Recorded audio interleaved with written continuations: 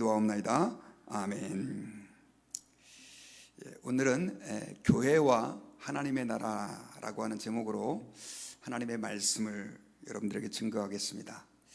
오늘 말씀은 좀 무거운 주제입니다. 하지만 굉장히 중요한 주제이고요. 또 오늘 짧은 설교 시간이지만 제가 창세기부터 계시록까지를 관통하는 주제를 여러분들께 이야기를 하려고 그래요. 그래서 평소와는 조금 다르게 설교가 될 것입니다.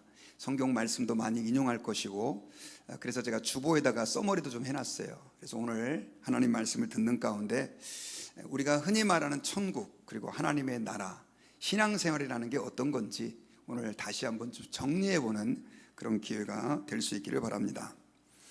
우리 그리스도인들은 늘 천국을 소망하면서 살아갑니다. 여러분들은 천국에 대한 소망과 기대가 다 있으시죠? 예, 아멘입니다. 저도 마찬가지입니다.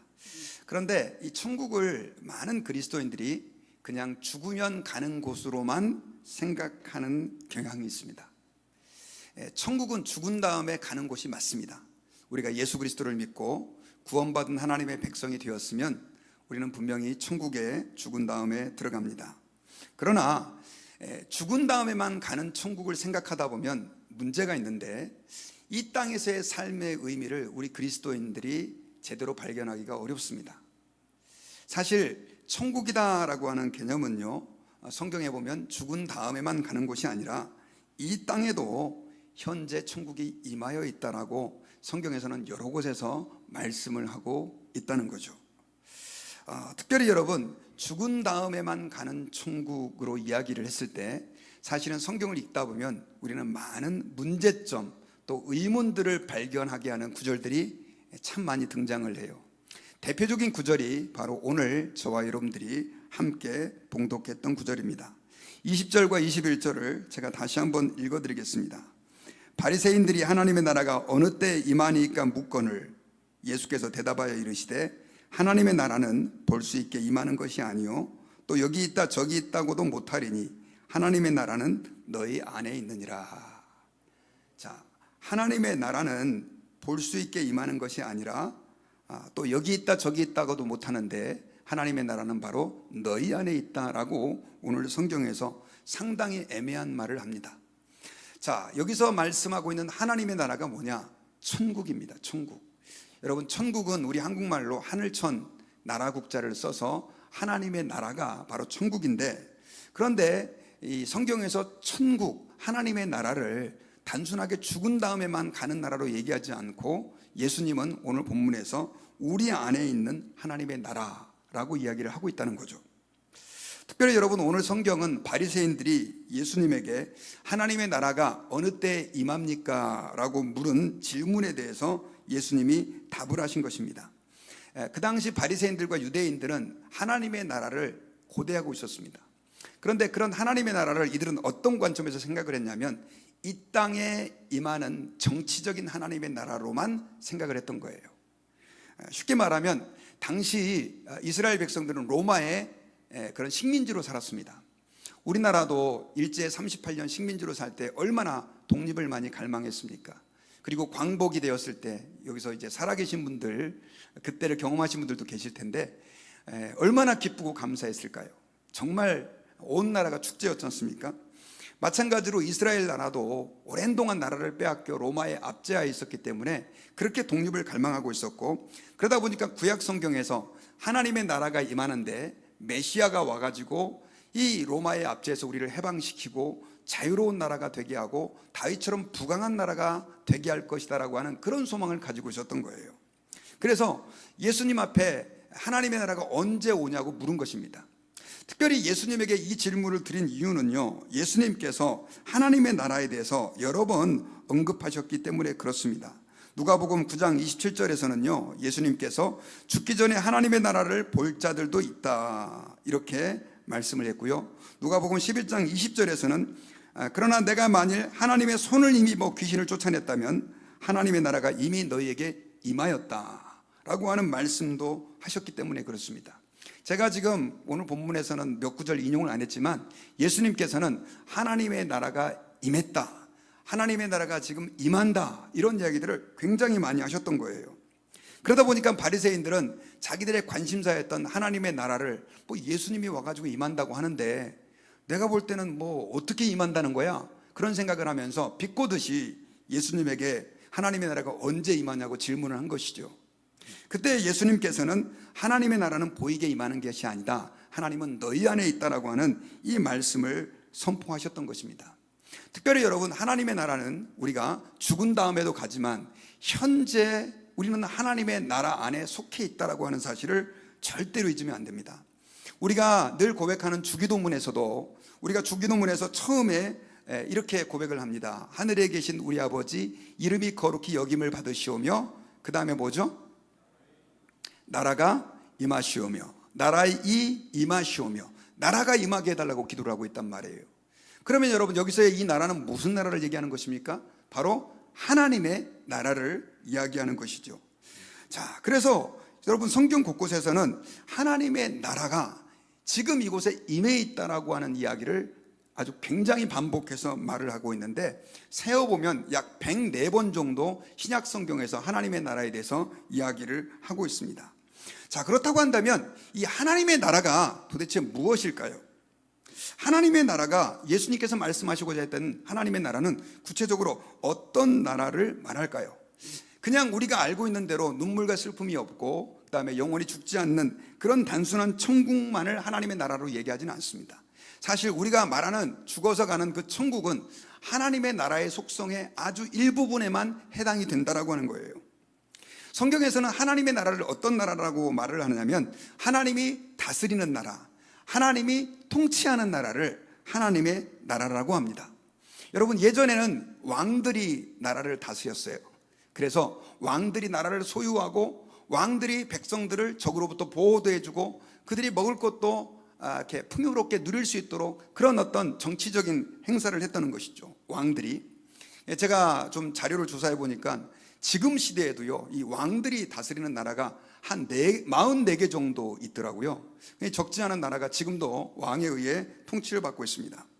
자, 이런 관점에서 하나님의 나라라고 하는 것은 뭐냐면, 하나님이 다스리고 하나님이 통치하는 나라, 그리고 하나님께서 그 나라의 주인이 되시는 나라가 어떤 나라냐? 바로 하나님의 나라라고 하는 거예요. 예수님께서 오늘 본문에서 하나님의 나라가 너희 안에 있다 라고 하는, 이곳에 임해 있다라고 하는 그 의미는 어떤 의미냐면, 지금 예수님께서 이 땅에 오심과 동시에 하나님의 통치와 다스리심이 시작이 됐고 이곳에서 이루어지고 있고 이루어졌다는 것을 이야기하고 있는 것입니다. 쉽게 말하면 하나님의 나라는 하나님이 다스리는 나라로 예수 그리스도의 오심과 함께 이미 이루어졌다라고 하는 거예요. 자, 그런데 하나님의 나라의 개념이 왜 이렇게 중요하냐?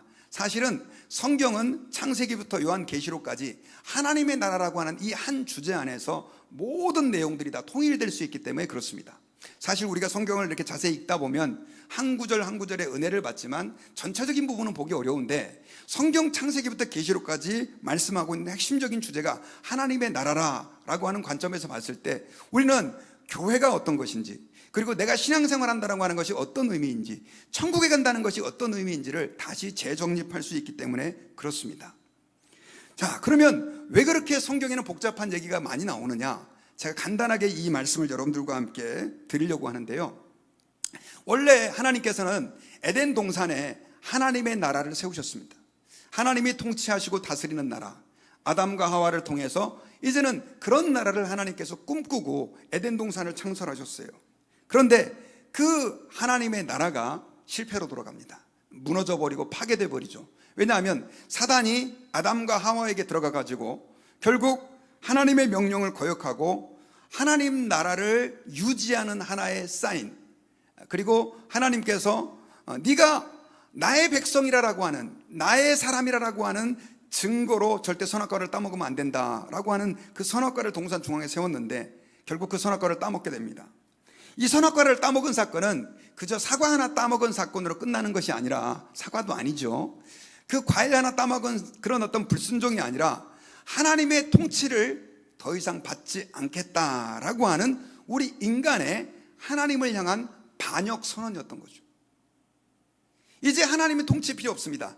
내 마음대로 살겠습니다. 그래서 여러분, 이 사단이 하와를 유혹해서 선악과를 따먹게 할 때 뭐라고 얘기를 했냐면, 네가 이 선악과를 따먹으면 눈이 밝아져서 네가 하나님처럼 될 것이다. 이 말은 네가 이제는 하나님이다.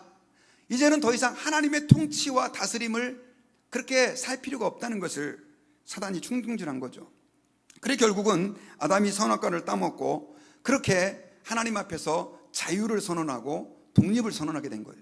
하나님의 그 통치를 받지 않겠다고 한 것이죠.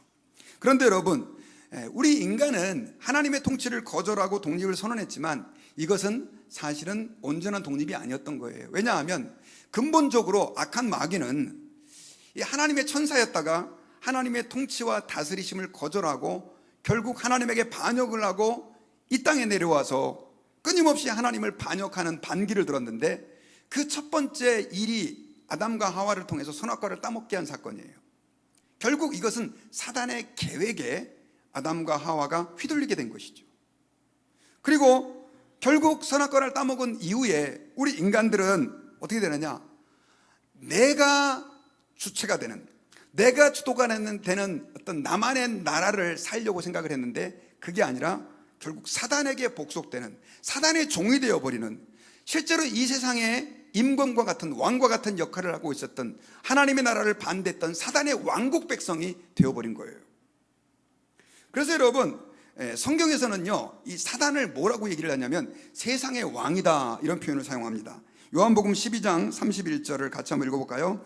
시작. 이제 이 세상에 대한 심판이 이르렀으니 이 세상의 임금이 쫓겨나리라. 자, 예수님께서 심판에 대해서 얘기를 한 거죠. 그리고 예수님께서 이 땅에 오심으로 인해 가지고 사단이 어떻게 됐는가라고 하는 것을 말씀하고 있는데, 예수님께서 십자가에서 죽으시고 부활하심으로 사단에게 거의 치명상을 입히게 된 거죠. 그래서 이 세상의 왕으로 군림하고 있었던 이 사단의 왕국에 말 그대로 치명타를 가하고, 그 사단이 이제는 어떻게 멸망을 위해서 준비되는 그런 어떤 상태에 처해져 버리게 됐다라고 예수님께서 얘기를 하고 있습니다. 그러면서 이 사단을 뭐라고 얘기를 하냐면 세상의 임금이다. 이 말은 세상의 왕이다, 세상 나라의 왕이다, 이런 표현을 사용하고 있어요. 에베소서 2장 2절에서도요 우리에게 대해서, 독립을 선언하고 살려고 했던 우리에게 대해서 이렇게 얘기를 하고 있습니다. 그때 너희가 그 가운데서 행하여 이 세상 풍조를 따르고 공중의 권세 잡은 자를 따랐으니 곧 지금 불순종의 아들들 가운데 역사하는 영이라. 그러니까 우리는 원하든 원치 않든 어쨌든 간에 하나님을 배반하고 홀로 살겠다고 하는 그 인간은 공중의 권세 잡은 자인 마귀를 따라서 살 수밖에 없는 그런 상태에 처해지게 되었다라고 하는 것입니다. 여러분, 우리가 하나님의 통치를 거절하고 내 마음대로 살겠다고 하다 보니까 결국 마귀의 종이 돼버리고, 그로 인해 가지고 우리는요 죄악과 절망과 그리고 아픔의 상태에 던져져서 고통을 당하게 된 거예요. 여러분, 가끔씩 그런 질문하는 사람 있잖아요. 사람에게 왜 고통이 옵니까? 그 이유는 우리 인간이 죄에 빠졌기 때문이라고 그러잖아요. 조금 더 궁극적으로 말한다면 우리는 하나님의 통치를 거절하고 하나님의 나라에서 뛰쳐나갔기 때문에, 우리만의 왕국에서 살겠다라고 그렇게 결단을 했기 때문에 결국 우리 인간에게 불행이 찾아온 것입니다. 여러분, 하나님께서 우리 인간을 만들 때 우리 인간은 진정으로 하나님의 통치와 다스리심, 그분의 그늘 안에서 행복하도록 만들어 주셨던 거예요. 자, 그런데 하나님께서는 이렇게 절망 상태에 놓인 죄에 빠진 우리에게 희망의 메시지, 소망의 그 복음을 주셨습니다. 그게 바로 뭐냐면 내가 메시아를 보내서 너희를 다시 회복시키겠다라고 하는 내용이에요. 이게 바로 이제 하나님 나라의 회복에 대한 예언입니다. 우리가 잘 알고 있는 창세기 3장 15절에서 타락한 아담과 하와에게 하나님께서는 이런 예언을 주셨어요. 이걸 원시복음이라고도 하는데, 자, 같이 한번 읽어보겠습니다. 시작. 내가 너로 여자와 원수가 되게 하고 내 후손도 여자의 후손과 원수가 되게 하리니 여자의 후손은 내 머리를 상하게 할 것이요 너는 그의 발꿈치를 상하게 할 것이다. 자, 여자의 후손, 여기서 여자의 후손이라고 하는 것은 예수님을 얘기하는 것입니다. 그런데 이 예수님을 하나님께서 우리에게 보내주셔서, 메시아를 보내서 그 여자와 원수가 되게 하고, 그리고 이 여자의 후손은 내 머리를 상하게 할 것이다. 특별히 이 인류를 자기의 그 권한 아래에 잡아버린 그 사단을 주님께서 치명타를 가해서 머리를 상하게 할 것이다. 그리고 그 메시아가 다시 나라를 회복시킬 것에 대한 예언을 이 창세기 3장 15절에서 하셨습니다. 그리고 이 예언이 다윗 시대에 조금 더 구체화되었는데요, 다윗이 하나님 앞에 성전을 지어드리려고 했을 때 하나님께서는 이 다윗에게 너는 너무 많이 피를 흘려서 성전 안 지어도 된다, 네 후손이 바로 성전을 지을 것이다 라고 예언을 하면서 그에게 메시아에 대한 엄청난 예언을 합니다. 사무엘하 7장 12절에 보면은요, 내 날이 차서 내가 내 조상들과 함께 누울 때 내가 내 몸에서 나올 내 씨를 내 뒤에 세워 그의 나라를 견고하게 하리라, 이렇게 예언을 하고 있어요. 자, 내 몸에서 나올 내 씨를 내 뒤에 세워서 그의 나라를 견고하게 하리라. 이 문장을 제가 다 설명해 드릴 수는 없지만 문맥을 자세히 살펴보면 여기서 네 뒤에 오게 돼서 나라를 견고하게 하는 그 씨는 사실은 솔로몬이 아닙니다. 그리고 그 아들이었던 르호보암도 아니에요. 사실 다윗의 후손으로 형성된 나라는 BC 586년에 다 무너져 버리고 없어져 버립니다. 그리고요, 이 예언이 예수 그리스도에 대한 예언이었던 것을 특별히 마태복음 누가복음 1장에서는요 천사가 와서 예수님에 대해서 예언하면서 아주 구체적으로 예언을 하셨어요. 누가복음 1장 31절부터 33절까지의 내용을 보면, 보라 내가 잉태하여 아들을 낳으리니 그 이름을 예수라 하라.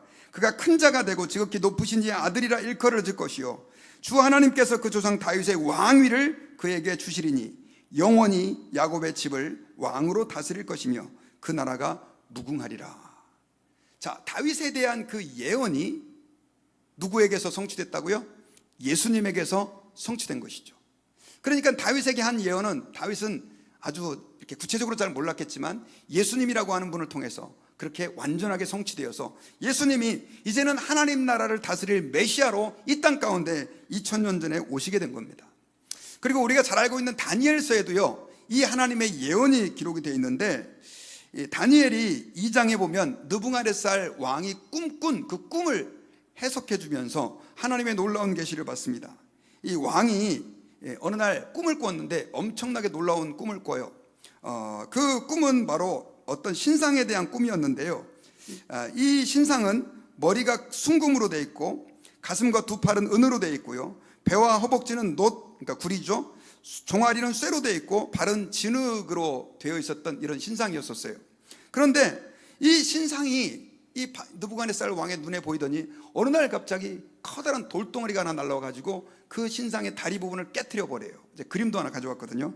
여러분들이 좀 잘 보실 수 있을지 모르겠지만 이 신상이 깨져버리는데, 이 신상을 깨뜨린 게 뭐냐? 큰 락입니다. 그래서 성경에는 뜨인 돌이라고 표현되어 있는데, 이 뜨인 돌이 신상을 깨뜨려 버리고 이 뜨인 돌이 가루가 돼가지고 온 천지에 태산을 이룹니다. 산을 이루면서 결국 이 나라가 영원해질 것이다 라고 하는 예언이 기록되어 있어요. 그래서 다니엘서 우리 2장 44절을 제가 읽어드리면, 이 여러 왕들의 시대에 하늘의 하나님이 한 나라를 세우시리니 이것은 영원히 망하지도 아니할 것이요 그 국권이 다른 백성에게 돌아가지도 아니할 것이요 도리어 이 모든 나라를 쳐서 멸망시키고 영원히 설 것이다. 영원히 서게 되는 하나님의 나라를 이 다니엘을 통해서 하나님께서는 예언해 주셨다라고 하는 것이죠. 그런데 이렇게 제가 지금 몇 구절만 예를 들었지만 이렇게 수없이 많이 예언된 하나님의 나라, 이스라엘 백성들이 그렇게 고대했던 하나님의 나라가 실제로 누구를 통해서? 예수님을 통해서 이루어지게 됐다라고 하는 것입니다. 그래서 여러분, 성경에서는 이 영생이라고 하는 표현이 나오는데, 영생이다라고 하는 단어는 우리가 영원히 죽은 다음에 안 죽고 사는 것만을 의미한 게 아니라, 내가 이 땅에 오셔서 십자가에서 죽으시고 부활하신 그 예수 그리스도를 믿는다고 한다면 그 사람은 누구나가 다 영생을 가졌다. 이 영생이라고 하는 것은 영원히 사는 것도 의미하지만 영적인 생명을 가졌다. 그래서 그들을 하나님의 백성이다라고 부르는 성경 구절이 너무너무 많이 있어요. 요한복음 3장 16절에 하나님이 세상을 이처럼 사랑하사 독생자를 주셨으니 이는 저를 믿는 자마다 멸망치 않고 뭘 얻으리라? 영생을 얻을 것이다. 여기서의 영생이 나는 예수 믿어서 이제 안 죽는다, 그런 개념이 아니라 하나님 나라의 백성이 되는 것을 뭐라고 얘기하냐면 영생이다라고 얘기하는 거예요. 그리고 실제로 우리는 육이 죽는다 할지라도 우리는 앞으로 도래할 그 하나님의 나라에 가서 영원히 머물다가 예수님의 재림과 함께 다시 이 땅에 재림을 해서 우리는 영원한 생명을 실제로 누리게 돼요. 그런데 단지 성경에서 말하는 영생을 안 죽는 것, 이런 차원에서만 얘기하면 안 된다는 거죠. 성경에서 말하는 영생이라고 하는 것은 하나님의 생명을 가지고 있는 영적인 생명, 존재를 의미하는 것이다 라고 하는 것입니다. 그러므로 여러분, 우리가 하나님 아버지 앞에서 오늘날 신앙생활 한다라고 하는 것이 무엇인지 좀 진지하게 우리는 고민을 해야 돼요. 많은 사람들이 신앙생활을 한다 그러면 내가 교회 등록해서 헌금생활하면서 예배드리는 것을 신앙생활이라고 하는데, 여러분 그건 완전 틀렸습니다. 신앙생활이다라고 하는 것은 뭐냐면, 하나님 나라의 바깥에 있었던 우리, 하나님을 주님으로 모시기를 싫어하고 내 인생은 나의 것, 내 맘대로 살겠다고 하던 그 인생들이 이제는 예수님께서 십자가에서 죽으시고 부활하신 것을 믿음으로 하나님 나라 백성이 되어서 그 시민권을 가지고 이 하나님 나라 안에서 영생을 가진 자로 기쁨과 즐거움을 누리면서 사는 것이 바로 뭐냐? 신앙생활이라는 것이죠. 그래서 사도 바울이 뭐를 얘기했냐면, 우리의 시민권은 하늘에 있다, 우리의 시티즌십이 하늘에 있다는 게 아니라 하나님 나라에 있다는 거예요. 그리고 그 하나님 나라의 백성이 되는 것은 예수 그리스도의 십자가의 그 공로를 믿는 것 말고는 불가능한 일입니다. 안 된다는 것이죠. 특별히 여러분, 교회도 우리가 그런 하나님의 나라의 관점에서 이해해야 돼요. 오늘날 팬데믹을 거치면서 많은 사람들이 지금 교회에 나오지 않고 있습니다. 어쩔 수 없이 팬데믹 기간 중에는 정말 교회가 인류 역사상 처음 있는 일이었습니다. 거의 2년 가까이 예배를 못 드렸는데, 정말 어쩔 수 없이 그렇게 했는데, 문제는 팬데믹이 끝났는데도 불구하고 사람들이 교회로 나오지 않습니다. 그러면서 내가 설교를 듣고 온라인으로라도 예배 드리면 된다고 사람들이 생각하는 사람들이 많이 있어요. 여러분들 어떻게 생각하십니까? 사실은 여러분, 하나님을 섬긴다라고 하는 것은 우리가 설교를 듣고 그리고 어떤 찬양을 온라인을 통해서 같이 드린다라고 하는 개념만을 의미하지 않아요. 우리가 하나님 앞에서 하나님 나라의 백성이 된다라고 하는 것은 하나님께서 만들어 놓으신 이 공동체의 멤버가 되어서 거기에서 하나님의 백성으로서의 삶을 사는 것입니다. 그런데 아이러니한 것은 여러분, 하나님의 나라가 보여요, 안 보여요? 보이지 않는다는 거죠. 이 바리새인들이 생각했던 것처럼 정치적인 나라, 실제적인 통치자가 있고 정치 시스템이 있는 그런 나라가 하나님의 나라가 아니라는 거예요. 하나님의 나라는 보이지 않는 나라입니다. 하나님이 다스리고 하나님이 통치하는 나라예요. 그래서 예수님께서는요, 이런 보이지 않는 하나님의 나라를 보이는 하나님의 나라처럼 하나의 만들어 놓은 샘플이 있어요. 그게 바로 뭐냐? 교회입니다. 예수님께서 3년 동안 공생애에서 제자들을 가르치면서 계속해서 추구하셨던 것이 뭐냐? 예수님은 더 많은 사람들이 예수님의 복음을 듣고 예수 믿고 구원받는 걸 원하지 않았습니다. 만약 그랬다면 예수님은 12제자에 집중하기보다도 수만 명의 사람들을 예수 그리스도의 말씀을 듣고 복음을 듣게 했을 거예요. 그런데 예수님은 그렇게 하지 않고 어떻게 했느냐? 12제자에 그분의 3년의 모든 사역을 다 집중했습니다. 왜 그랬을까요?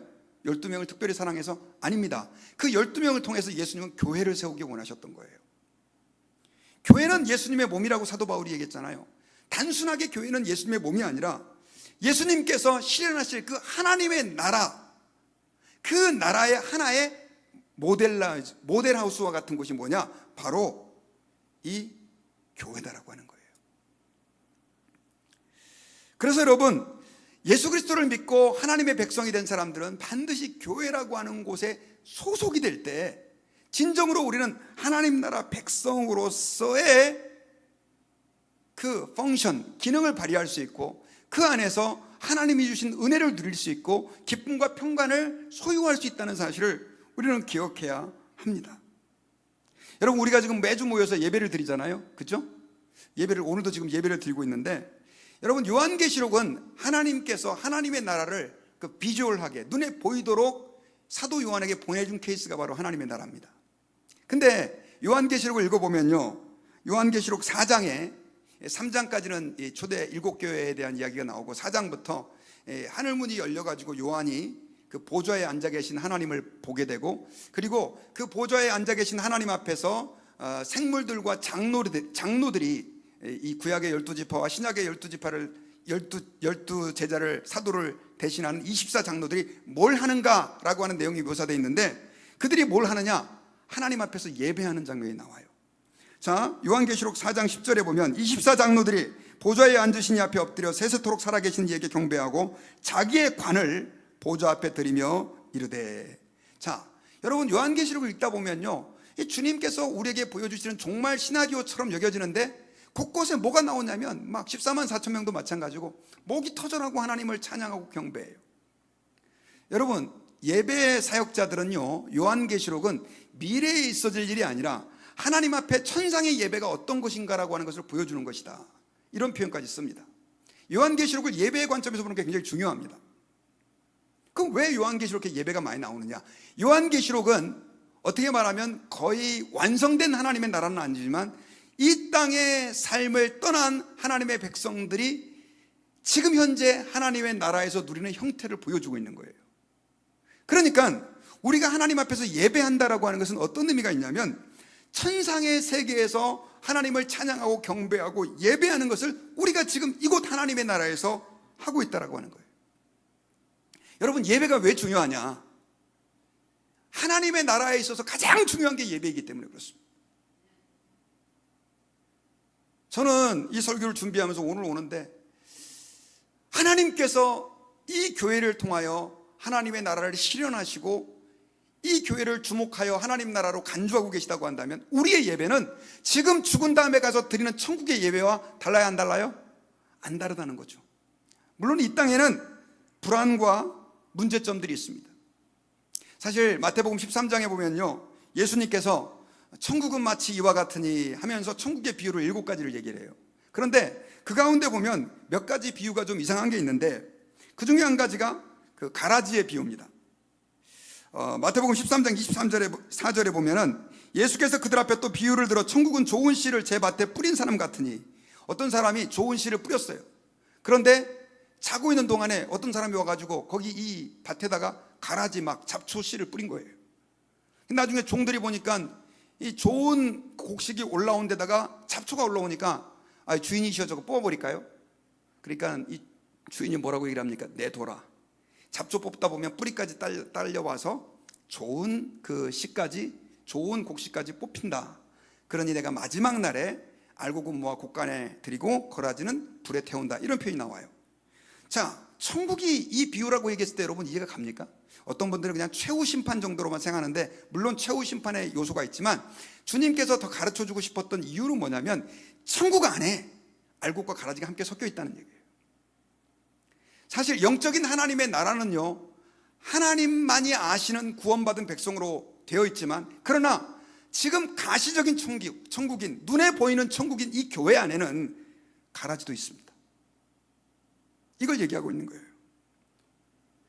물고기의 비유도 마찬가지죠. 그물로 고기를 낚아가지고 좋은 것은 그 그릇에 담고 나쁜 것은 내버린다라고 하는 표현이 그 가운데 기록이 되어 있어요. 여러분, 우리가 죽은 다음에 가는 천국에는 악이 있어요, 없어요? 없어요. 하지만 이 땅의 하나님의 나라는 악과 거라지들이 함께 자라고 있다는 거죠. 이런 관점에서 우리가 교회를 이해할 필요가 있습니다. 전도도 마찬가지죠. 전도 열심히 해가지고 한 영혼을 구원받아 천국 가게 한다, 뭐 틀린 얘기 아닙니다. 그러나 조금 더 하나님의 나라라고 하는 관점에서 본다고 한다면, 하나님께서 진정으로 원하셨던 것은 뭐냐면, 이 땅에 교회를 중심으로 하나님의 나라를 세우시고 그 하나님의 나라가 확장되기를 원하셨던 거죠. 그리고 하나님의 백성으로 예정되어 있었던 사람들이 아직도 주님 앞에 돌아오지 못하고 방황하고 있으니 우리가 전도해서 그들을 하나님의 나라 백성이 되게 하는 거예요. 그러니까 예수 믿고 천당 가세요, 이게 복음이 아니고 예수님을 믿고 교회로 들어오는 거예요. 그리고 이곳에서 하나님의 통치와 다스리심을 경험하는 것. 뭐 그러다 보면 죽을 때는 당연히 하나님 나라 가는 거죠. 천국 가는 것이죠. 여러분, 왜 그러면 교회가 중요하냐? 사실 교회가 중요한 이유는요, 교회는 세상 사람들이 보는 하나님의 나라이기 때문에 그렇습니다. 하나님의 나라는 눈에 안 보이지만 교회는 세상 사람들이 보여요, 안 보여요? 보여요. 여러분, 지금 달라스에도 우리는 코리안이잖아요. 코리아타운이 있죠. H마트 쪽에 가면요, 여기가 한국인가 싶을 정도로 한국 가게들, 마트들, 한국 음식들, 한국 사람들이 많습니다. 우리야 여기서 늘 살지만, 살아서 잘 못 느끼지만, 미국에 살고 있는 사람들이 이 코리아타운에 와보면 어떤 느낌이 드냐면, 이거 한국 아니야? 이런 생각이 든대요. 얼마 전에 한국 갔다 오신 분이 어디 이태원인가를 갔더니 여기가 미국 아니야? 그런 생각이 들 정도로 세계의 각 나라 사람들이 다 모여있더라라고 하는 이야기를 하시더라고요. 우리는 미국에 살지만 코리아타운은요, 한국의 문화와 한국의 관습을 이 외부 사람들에게 보여주는 역할을 하죠. 교회가 어떤 역할을 하는 것이냐? 교회는 지금 이 세상 나라에 보이지 않는, 그러니까 보이는 하나님의 나라로 실제합니다. 그러니 안 믿는 사람들이 교회를 봤을 때 하나님의 나라는 모르지만, 그러나 교회를 통해서 하나님의 나라가 어떤 곳인지 추정할 수 있어요, 없어요? 있죠. 그런데 그 하나님의 나라가 지지고 볶고 싸우고 맨날 뒤에서 남 험담하고 교회에서 맨날 목사네 하면서 목에 힘주고, 장로님이 권사님이 교회에서 막 어험하고 어른 노릇하고 그러고 있다고 한다면, 세상 사람들이 교회를 볼 때 교회가 하나님의 나라라고 그러는데 우리하고 똑같네? 이렇게 생각할 거 아니냐는 거죠. 그래야 안 그래요? 여러분, 교회는 세상과는 다른 나라예요. 세상의 원리가 지배하지 않는 나라예요. 세상에는 돈 많고 힘 있는 사람들이 파워를 가지고 있는 그런 조직이 다 대다수예요. 안 그래요? 오직 교회만이, 하나님의 나라를 가시적으로 보여주는 교회만이 진정으로 하나님의 나라를 대변해 주는 거예요. 그런데 가슴 아픈 것은 뭡니까? 세상 사람들이 야, 니네 우리 보고 회개하라 그러지 말고 니네부터 좀 정신 차려, 이런 얘기를 해요. 교회가 너무 돈을 좋아하고, 교회가 너무 권위적이고, 서로 만나면 싸우고, 오죽하면 지하철에서 싸우니까 야, 여기가 교회인 줄 알아? 왜 싸워? 이렇게 얘기를 했다고 그러잖아요.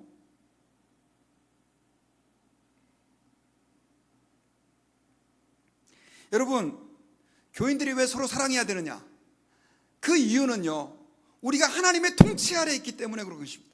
이곳이 하나님의 나라라고 한다면은 세상 사람들에게 그러면 어떻게 하나님의 나라를 보여줄 수 있겠어요? 야, 우리 교회 잘 봐, 우리 하나님의 나라야? 그럼 세상 사람들이 그래 어쩌라고 이렇게 얘기할 거 아니에요. 교회가 세상과 다르다는 걸 어떻게 여러분 보여줄 수 있겠습니까? 예수님은 교회에 대해서 교회는 세상의 빛이요 소금이라고 얘기를 했는데, 그렇다고 한다면 교회가 어떻게 빛이 되고 소금이 됩니까? 답은 간단합니다. 따라해 봅시다. 서로 사랑하십시다. 예. 세상의 조직에는 서로 사랑하는 공동체가 없습니다.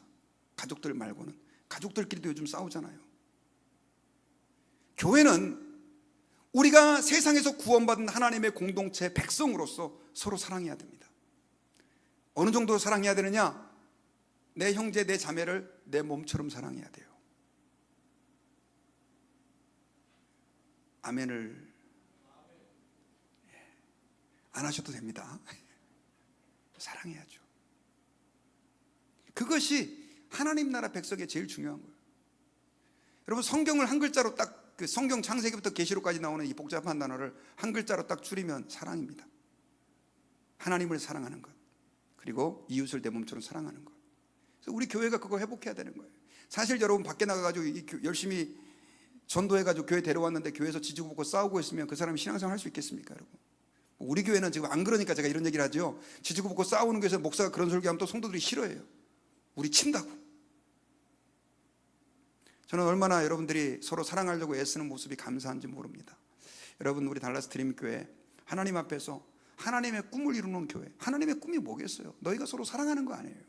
예수님이 유언처럼 남긴 게 뭐예요? 너희가 서로 사랑하라. 그래서 제가 우리 친교실에서 한번 헬프데스크 그것도 좀 하자고 한 게, 사랑은 말로만 하는 게 아니라 행동하는 거니까. 그래서 여러분, 우리가 한번 사랑을 실천해 보십시다. 그리고 내가 주일날 왔을 때는 어떻게 무엇을 받을까 이런 생각을 하지 말고 내가 어떻게 한 주 동안 사랑을 좀 실천할 수 있을까 이거 좀 고민하면서 하나님의 나라를 우리가 이곳 가운데서 경험하는. 그래서 안 믿는 사람들이 와, 저 달라스 드림교회 보니까 저기는 일반 교회하고 좀 다르네, 정말 저곳에 하나님이 계시는 것 같아, 이런 이야기를 들을 수 있는 그런 은혜가 저와 여러분들에게 있기를 주의 이름으로 축원합니다. 저는 말씀의 결론을 맺겠습니다. 천국은 죽은 다음에 가는 곳입니다. 그러나 죽은 다음에 가는 곳만이 아닙니다. 사실 우리에게 있어서 더 중요한 천국의 개념은 죽은 다음에 가는 천국이 아니라 이곳에 있는 천국입니다. 하나님의 나라예요. 왜냐하면 예수 믿고 하나님 나라의 백성이 되면 우리는 죽은 다음에 천국 갑니다. 그 노력 안 해도 다 돼요. 그거 뭐 어떻게 잘 들어가려고 막 발버둥 안 쳐도 돼요. 중요한 것은 이 땅에 임하여 있는 하나님의 나라를 우리가 어떻게 살아가느냐는 것이, 이 땅의 하나님의 나라, 교회를 통하여 주님께서 표현해 주신 그 하나님의 나라, 그 나라는 주님이 다스리는 나라입니다. 내 생각과 내 판단이 아니라 예수 그리스도께서 다시 다스리시는 그 구약 성경에서 이스라엘 백성들이 그렇게 고대했던 그 하나님의 나라를 우리는 지금 누리고 살아가고 있는 거예요.